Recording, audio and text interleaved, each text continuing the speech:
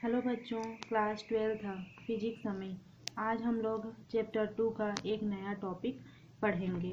उस टॉपिक का नाम है आवेशों का पुनर्वितरण। ये टॉपिक चैप्टर 2 में बहुत ही इम्पोर्टेंट है, एग्जाम में आने लायक क्वेश्चन है। देखिए, आवेशों का पुनर्वितरण, इसका स्ट्रक्चर मैं पहले समझाती हूँ, फिर उसके बाद इसका सॉल्यूशन देखेंगे। ये पहला स्ट्रक्चर है हम लोग का। देखिए, ये हम लोग का ए एक प्लेट, बी भी इसमें है। हम लोग का ये ए एक प्लेट हो जाएगा और बी भी एक प्लेट हो जाएगा। और जो हम लोग का ये हम लोग का चालक ए है और ये चालक बी है, प्लेट भी बोल सकते हैं। चालक ए में आवेश Q1 है और विभवांतर V1 है और विद्युत धारिता C1 है। उसी प्रकार चालक बी में आवेश Q2 है, विभवांतर V2 है और धारिता C2 है। ठीक है, ये जोड़ने के पहले जो हम लोग चालक ए और बी लिए हैं उन दोनों को जोड़ने से पहले का है। अब इसके बाद देखिए, पहले चित्र को समझिए, फिर इसका डेरिवेशन भी बताऊंगी। अब देखिए, हम लोग दोनों चालक, यहाँ पे ये दोनों चालक थे ना, तो उसी का जोड़ने के बाद उनको हम लोग दोनों चालक को जोड़ देते हैं। तो चालक ए का जो धारिता है C1 हो जाता है, विभवांतर V1 और आवेश Q1 हो जाता है। ये देखिए स्मॉल q1 हो जाता है। ठीक है, इसका जो चालक बी है जोड़ने के बाद उसकी विभवांतर V2 और इसकी विद्युत धारिता C2 तथा इसका आवेश Q2 हो जाता है। ये जोड़ने के बाद है। आवेशों के पुनर्वितरण में जोड़ने से पहले क्या क्या है उसको अच्छे से देखिए, फिर जोड़ने के बाद हम लोग का बस इसमें आवेश में ही अंतर है। उसमें कैपिटल Q, पहले वाला में जोड़ने के पहले वाला में कैपिटल Q था, देखिए कैपिटल Q1 कैपिटल Q2, और जोड़ने के बाद इसमें स्मॉल Q1 और स्मॉल Q2 हो जाएगा। तो इसके बाद देखिए, दोनों चालकों का कुल आवेश जो जोड़ने से पहले हम लोग का दोनों चालक है ना, जोड़ने से पहले उसके लिए है ये। तो जोड़ने से पहले दोनों चालकों का कुल आवेश, यहाँ पे मैं लिखना भूल गई हूँ, जोड़ने से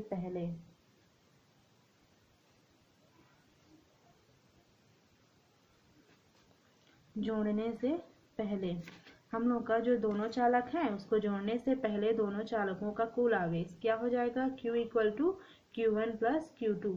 इसको मैं इक्वेशन नंबर 1 दे देती हूँ। फिर हम लोग जानते हैं विद्युत धारिता की परिभाषा से C equal to Q upon V होता है, लेकिन हम लोग की चालक A के लिए जो धारिता है वो C1 है, विभवांतर V1 और आवेश Q1 है। तो C1 equal to Q1 upon V1 होगा। यहाँ से जब मैं Q1 का वैल्यू निकालूंगी तो C1 V1 के साथ मल्टीप्लाई हो जाएगा, तो Q1 equal to C1 into V1 प्राप्त होगा। फिर इसी प्रकार चालक क्या बोलते हैं B के लिए C2 इक्वल टू क्या हो जाएगा, Q2 अपॉन V2। तो यहाँ पे फिर Q2 का वैल्यू निकालूंगी तो C2 और V2 आपस में मल्टीप्लाई हो जाएंगे, तो Q2 equal to C2 into V2 हो जाएगा। अब देखिए, मेरे पास ये Q1 का वैल्यू निकल गया और Q2 का वैल्यू निकल गया। Q1 और Q2 का मान को मैं समीकरण नंबर 1 में जाके रख दूंगी। Q1 है और Q2, इन दोनों का वैल्यू मैं इक्वेशन नंबर 1 में रखूंगी। तो देखिए, यहाँ पे हो जाएगा Q1 तथा Q2 का मान समीकरण 1 में रखने पर Q इक्वल टू Q1 का वैल्यू क्या है, C1 V1, ये हो गया C1 V1, फिर प्लस Q2 का वैल्यू क्या है, C2 V2, तो यहाँ पे आ गया मेरा C2 V2। ये इक्वेशन नंबर हो गया मेरा दूसरा। अब देखिए, तथा दोनों चालकों की कुल धारिता क्या है, C equal to C1 plus C2। हम लोग का दोनों मतलब जोड़ने से पहले दोनों चालकों का कुल आवेश हम लोग का Q इक्वल टू मिल गया C1 V1 plus C2 V2, और दोनों चालकों की कुल धारिता मिल गई C equal to C1 plus C2। हम जानते हैं कि धारिता की परिभाषा से विद्युत धारिता इक्वल टू होता है आवेश की मात्रा बटा विभव की मात्रा, तो V equal to Q upon C। अब देखिए V और Q का वैल्यू यहाँ पे इक्वेशन नंबर 2 में देखिए C1 V1 plus C2 V2 है और C का वैल्यू C1 प्लस C2 है। इसको लाके मैं यहाँ पे पुट की V equal to C1 V1 plus C2 V2 upon C1 plus C2, समीकरण दूसरा व तीसरा से ये वाला हम लोगों को मिल गया। आगे देखिए, फिर v इक्वल टू है हम लोगों का C1 V1 plus C2 V2 upon C1 plus C2। Equation number इसको मैं 4 दे दी। ये हम लोगों का था जोड़ने से पहले हम लोग जो दोनों चालक A और B लिए हैं ना, उसको जोड़ने से पहले था हम लोग का क्या निकल गया, विभव। अब देखिए दोनों चालकों को जोड़ने के बाद कुल आवेश, दोनों चालकों को जोड़ने के बाद कुल आवेश क्या होगा उसको देखिए। Q1 equal to C1 V, क्योंकि जोड़ने के बाद हम लोग का आवेश ए का आवेश स्मॉल q1 और बी का आवेश स्मॉल q2 था। तो ये हम लोग की धारिता की परिभाषा से यहाँ पे क्या होता है, q equal to C into V होता है। ठीक है, तो ये वहीं से हम लोगों को मिला है। हम लोग का जो सी की जगह में C1 है, ये देखिए Q, तो जोड़ने दोनों चालकों को जोड़ने के बाद हम लोग का आवेश क्या हो गया था, Q1। ये देखिए स्ट्रक्चर में जोड़ने के बाद है ना, जोड़ने के बाद इसमें Q1 और Q2, तो यहीं से आया है ये वाला। तो यहाँ पे Q की जगह हम स्मॉल Q1 और C की जगह हमें C1 और ये V हो गया। फिर Q2 equal to C2 V, क्योंकि विभवांतर हम लोग का क्या है, उभयनिष्ठ है। समीकरण A और B इसको मैं मानी, समीकरण A में समीकरण B का भाग देने पर तो दे दी। तो Q1 upon Q2 equal to C1 V upon C2 V।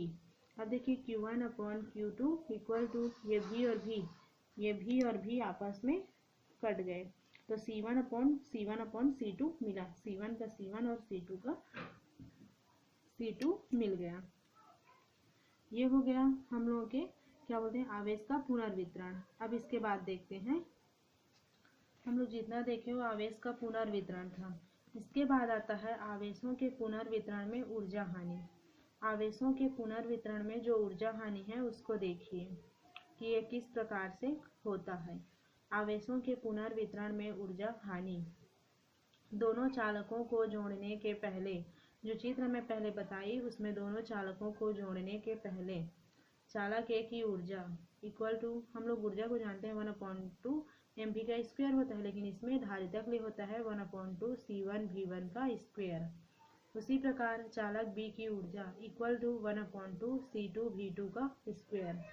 अब देखिए जोड़ने से पहले कुल ऊर्जा, जोड़ने से पहले यहाँ पे हम लोग कर रहे हैं दोनों चालकों को जोड़ने के पहले, जोड़ने से पहले कुल ऊर्जा को U1 से हम लोग व्यक्त करते हैं। तो U1 इक्वल टू हो जाएगा ए की ऊर्जा प्लस बी की ऊर्जा, तो 1/2 C1 V1 का स्क्वायर फिर प्लस 1/2 C2 V2 का स्क्वायर।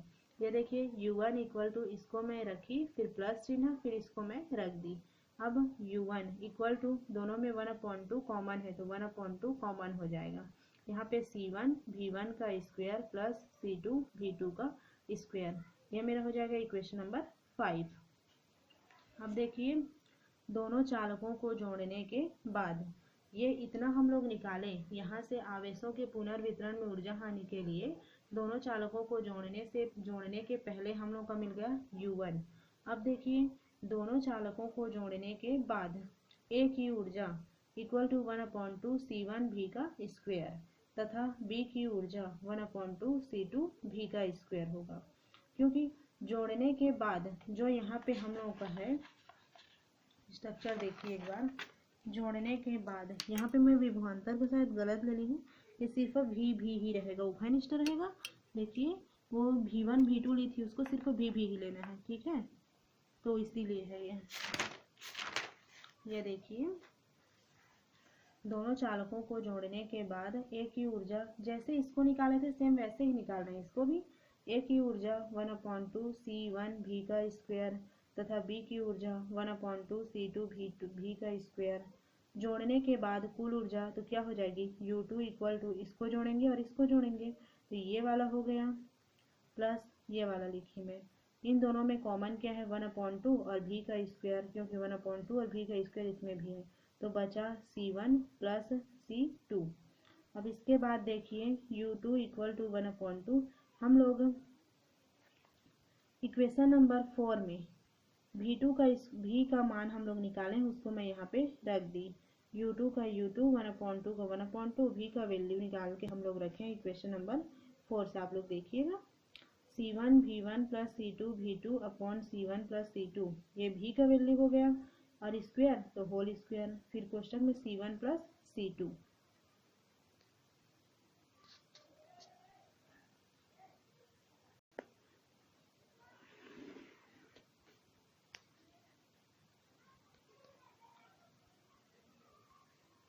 फिर उसके बाद देखिए हम लोग का U2 मिल गया 1/2 C1 V1 plus C2 V2 upon C1 plus C2 का होल स्क्वायर और C1 प्लस C2। अब यहाँ पे इसको मैं ज्यों का त्यों रखी, इसको भी रखी, पूरे का होल स्क्वायर है तो एक बार ऊपर का होल स्क्वायर की, ये देखिए अपॉन में C1 प्लस C2 का होल स्क्वायर में कर दी, फिर क्रॉस इसको ज्यों का त्यों रखी, फिर U2 इक्वल टू 1/2 इसको मैं ज्यों का त्यों रखी। ये इसमें ये देखिए C1 प्लस C2 दो बार है तो एक C1 प्लस C2 से एक कट जाएगा तो यहाँ पे एक ही बचेगा, तो एक बचा C1 प्लस C2। इसको इक्वेशन नंबर मैं 6 से दे दी। अब समीकरण 5 में समीकरण 6 को घटाने पर देखिए समीकरण नंबर 5 मेरा ये है, तो समीकरण 5 में जो मेरा समीकरण नंबर 6 मिला है उसको घटाने पर, तो समीकरण 5 में समीकरण 6 को घटाने पर तो U1 minus U2 equal to U1 का वैल्यू हम लोग का है 1/2 C1 V1 का स्क्वायर प्लस C2 V2 का स्क्वायर, फिर माइनस ये U2 तो U2 बराबर ये देखिए क्यों समीकरण 5 और 6 का लेफ्ट साइड का लेफ्ट साइड के साथ घटेगा और राइट साइड का राइट साइड के साथ घटेगा। इसको ज्यों का त्यों यहाँ पे रख दी। अब देखिए इसको ज्यों का त्यों लिखी, इन दोनों में 1/2 कॉमन है तो 1/2 कॉमन निकाल दी, फिर ये ज्यों का त्यों आ गया, फिर यहाँ पे माइनस आ गया, फिर ये जो बचा इसको ज्यों का त्यों यहाँ पे लिख दी। अब देखिए इसको ज्यों का त्यों ये 1/2 ही है। अब इसके बाद इसको इसके साथ मल्टीप्लाई करूंगी तो इसको ज्यों का त्यों रखी, इसको मल्टीप्लाई की, फिर माइनस का माइनस और इसको ज्यों का त्यों रखी और पूरे का बटा हो जाएगा C1 प्लस C2। अब इसके बाद देखिए ये ज्यों का त्यों फिर 1/2 C1 को, ये जो C1 है उसको इसके साथ एक बार मल्टीप्लाई करूंगी।